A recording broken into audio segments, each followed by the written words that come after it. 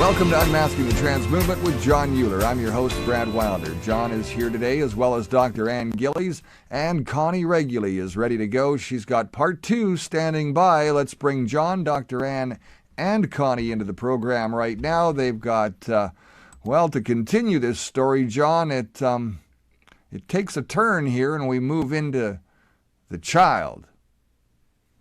We are indeed looking at now the profile of a child who is being abused. What are some of the indicators? Part 1, we looked at the perpetrator.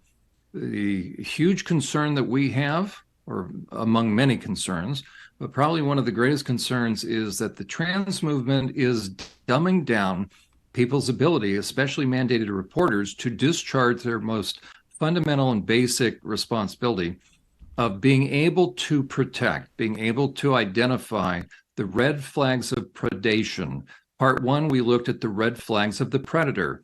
If we as mandated reporters cannot discern what reflects and what indicates child abuse, then we are negligent.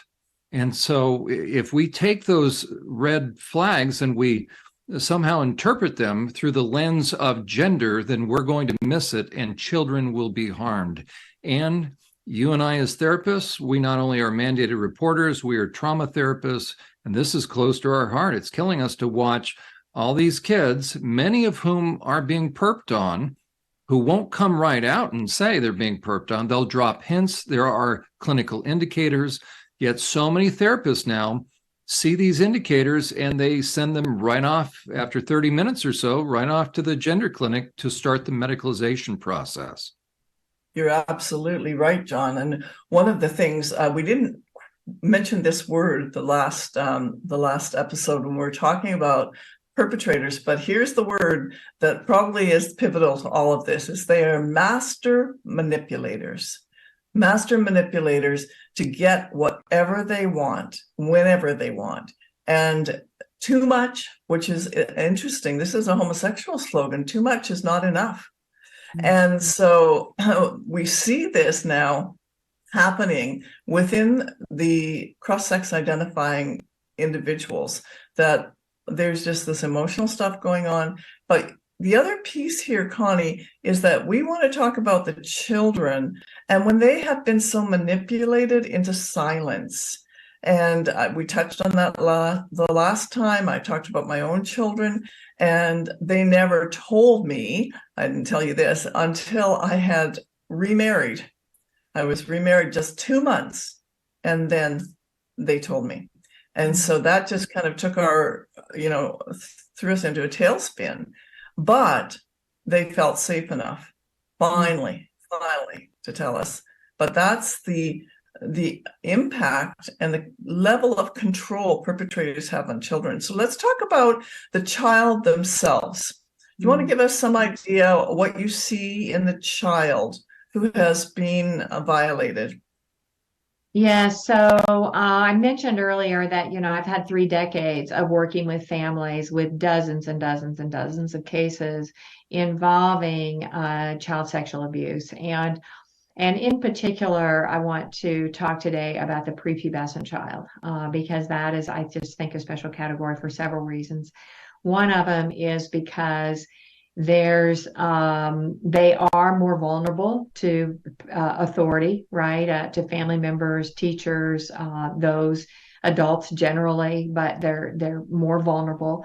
Number 2, they have they have less of an understanding of what sexual aggression is, especially given that a lot of aggressors, sexual perpetrators on these prepubescent children, it's not violent sex acts, right? It's either play sex or it's just a cuddling, characterized as affectionate sex.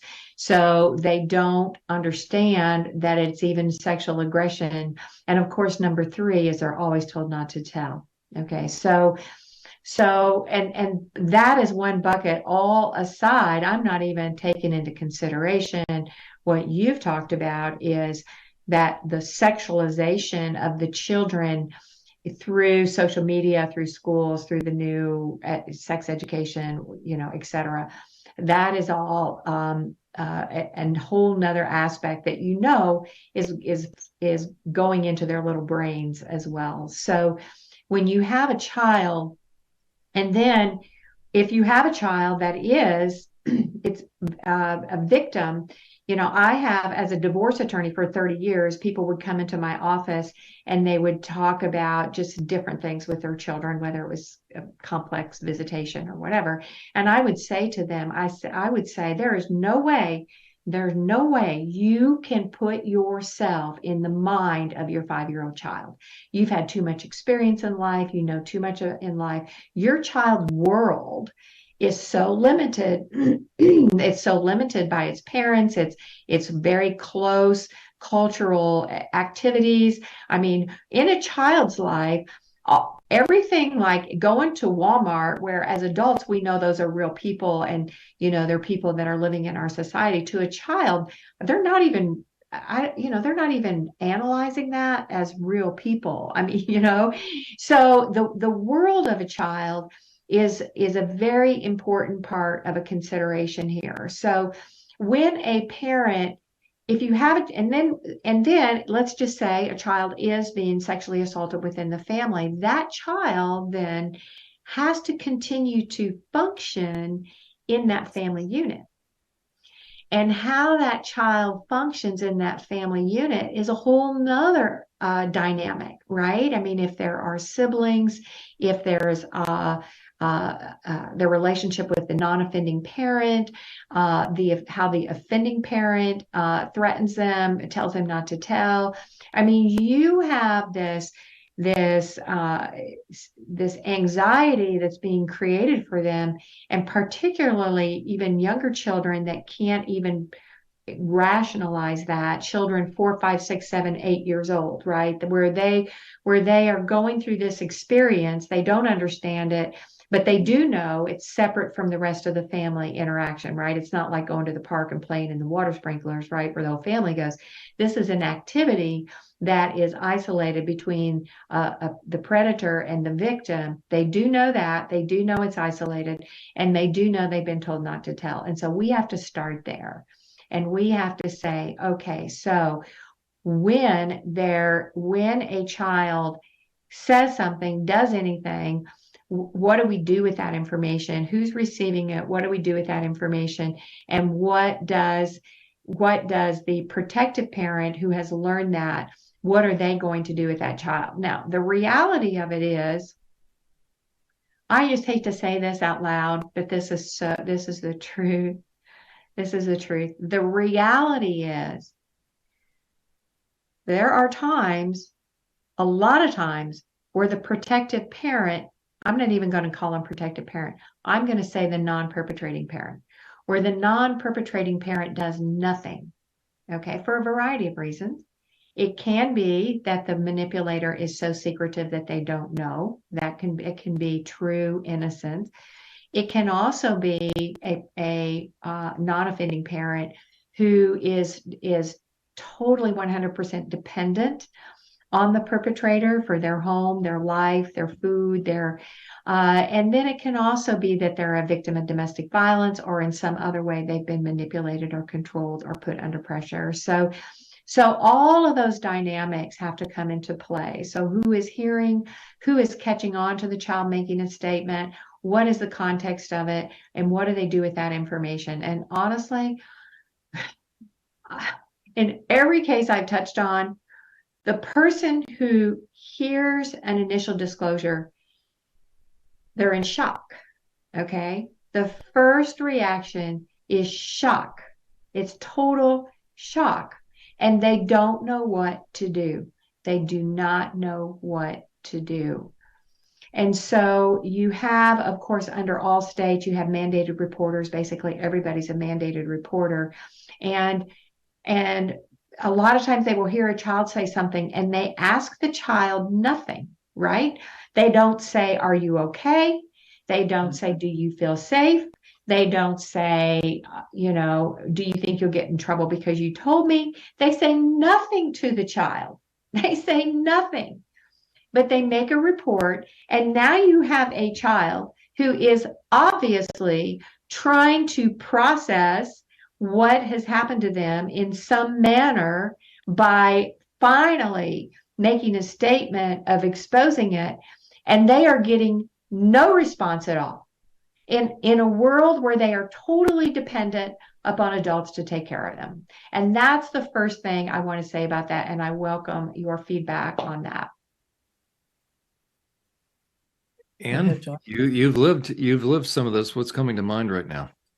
Well, for one thing, just my own personal story, and I don't want to carry on about that, but it is pretty relevant here, and I'm really grateful because I was in a different situation with a really, really wonderful protector husband, and so when my son disclosed to me, we talked a little bit. And I just said to him, would you like to talk to our pastor about this? Because I knew that he had a really good relationship with our pastor. He trusted him. He needed to be with someone he trusted. And at that point, I was not a therapist.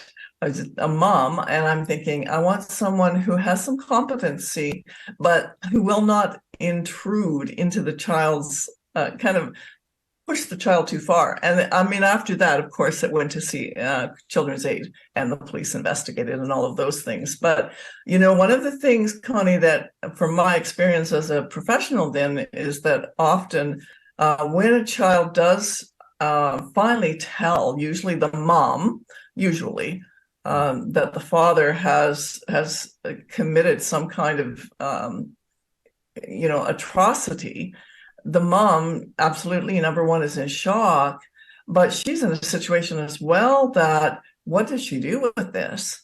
New information and this confusion in her own mind. This is the person she trusted. I know for me, if that had come out when I was still married to my former husband, it would have been very difficult, more difficult, because then, all the things you want to protect your child.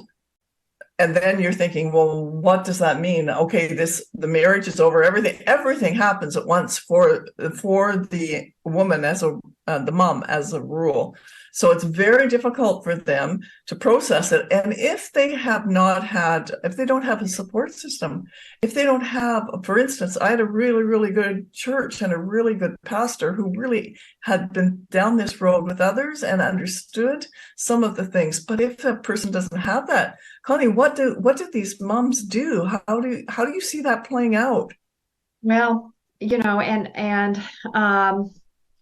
and again, this is one of the reasons why I'm doing what I'm doing today, because I want people who find themselves in this situation to be to have some knowledge, right? It's like you may never be struck by a tornado, but does everybody know to go in the basement if a tornado is coming? They do, right? So, you may never get cancer, but do women know to go get a mammogram once a year? Yes. So I want them to be equipped with that knowledge. And I am going to say I have also dealt with cases of false allegations, although I think that is very rare, especially a prepubescent child, because I think that there's a lot of even cases that were kind of questionable, and maybe the child's disclosure was not crystal clear. I think some of the forensic interviewing of children is not done appropriately to get the right information out. But I know there's people out there who are aggressive ex-spouses and parents who do try to put some false allegations out there. Generally, they are exposed. So, but I think first of all, the child, as soon as you throw a child into the courtroom, and I'm just going to say, that's the last place a child needs to be, because and you talk about even having your son with a pastor, somebody that he knew already, that he had some familiarity with, had some level of trust with. When you take a child, let's just say somebody files an emergency motion, to do something, and they're forced to bring a child in. Now your child is faced with about 6 or 7 grownups that they have no clue who they are. They're all asking them questions or putting them on the spot. and there's and even then I've seen children disclose, a 5, 6 year old child tell the judge what has happened and the judge not believe them. And that's a whole nother level. And, in the third part, I want to talk about that investigation process and what that process does to the kids and the family, et cetera, as they are working through this. Um, but the first thing they have to know is it's you have to be careful what you say to a child, for sure. So, but I think every child deserves to know that you're taking them serious. I think every child has the right to know that, this is very serious. I understand, I hear you, and, let's go through a process that, will kind of help you through that, right? Unfortunately, they don't even do that. And for mothers who go into a panic, frequently, sometimes they ask too many questions, right? So then they have tainted the whole case, which again, I'll talk about more in the third section of how the process is working and what the protective parent must not do and must help do to preserve the case. So, and then the children, as far as the psychological issues with the children, I've seen a whole variety of things. So I've seen situations where young children are acting out sexually, right? Everything from humping a pillow to putting their hands in their pants to, grabbing other children at school, pulling their pants down at school and showing their winky to, the rest of the kindergarten class. There's a whole variety of behaviors. And then there's a whole element of something that I have seen on more than one occasion with young children, especially girls, but in some boys too, is this heightened sensitivity to irregularity, right? They don't accommodate well, or they don't acclimate well to anything that is upsetting, anything that could potentially be upsetting, anything that's out of the ordinary. And it could be as simple as a sibling. It can be as simple as a sibling challenging them to, possession of a toy, and the victim child's reaction is overly sensitized. And they have different ways. Some of them are screamers, some of them are whiners, some of them are fit throwers. But I think even those behaviors, we need to have a heightened sensitivity to the source of that, and not just say it's a trait of the child at that age. This is really, really important, because what you're describing is the emotional dysregulation that's happened as a result of being highly traumatized. And so these children do not develop the capacity to emotionally regulate. And then, we see it, I saw it in my practice with adults, right? Adult survivors of chronic childhood sexual abuse. They would act irrationally. They would respond irrationally. We call that borderline personality disorder, right? That's the basis of it. Yeah, because they never have been because they lose that part of themselves and that ability that's part of the growing up, normative maturing process, they don't get to do. And so that's a really, really important thing that you were just talking about. I'm thinking about the child now, and you're talking about some of the symptoms. What can you suggest specifically to, say, the mom? Like a couple questions, because you touched on something really, really important, and that was that some parents, some moms ask too many questions, and then muddy the waters for the case later. So, what kind of, maybe a couple questions that you think would be helpful that a parent could ask their child? Well, I think if there's any statement or anything of the child, well, first of all, let's just say if the child says something. I think if the child says something, I do think there needs to be an affirmation that, well, this is very serious, what you've said. And, there are people who can help us work through this, or who can help sort this out. And I know in cases that I've worked with, I have a child psychologist that I have known for many, many years. And so I happen to have a level of trust for her. But I think some type of immediate contact to some who specializes in therapy, right? To say, this is just, and really the first thing is not necessarily go tell the therapist what you told me, but I think the first level is for a child to meet a therapist and just to understand what that third party discussion relationship is.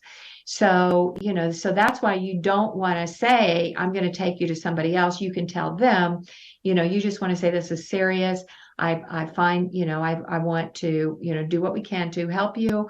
There are people who should help us. And then, a therapist. Now, parents are mandated reporters. I have to do a disclaimer here that I hate the Child Protective Services. I hate them. I have seen too many times they have made protective parents, they've taken children away from protective parents, saying they've made it up when they haven't even properly investigated. So I hate CPS.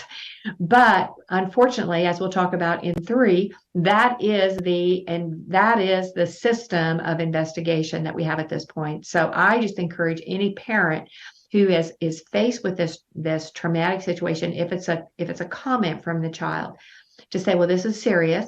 Let's find some people who can help us with that. And then, that person needs to decide who they're going to go to, whether they're going to contact a psychologist, make a report to DCS, or how they're going to handle it.